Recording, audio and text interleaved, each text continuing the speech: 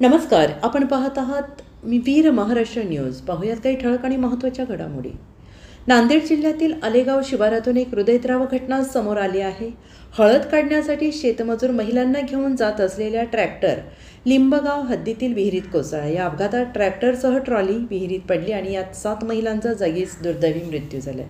मृत्यू झालेल्या महिलांमध्ये ताराबाई सटवाजी जाधव, ध्रुपदा सटवाजी जाधव, सरस्वती लखन बुरड, सिमरन संतोष कांबळे, चैत्राबाई माधव पारदे, ज्योती इरबाजी सरोदे आणि सपना तुकाराम राऊत यांचा समावेश आहे. आणि ही घटना घडली आहे मौजे आलेगाव तालुका नांदेड येथे.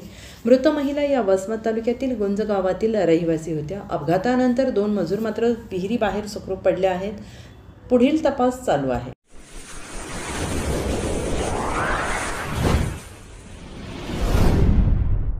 वीर महाराष्ट्र न्यूज चॅनलला लाईक आणि सबस्क्राईब करा. धन्यवाद.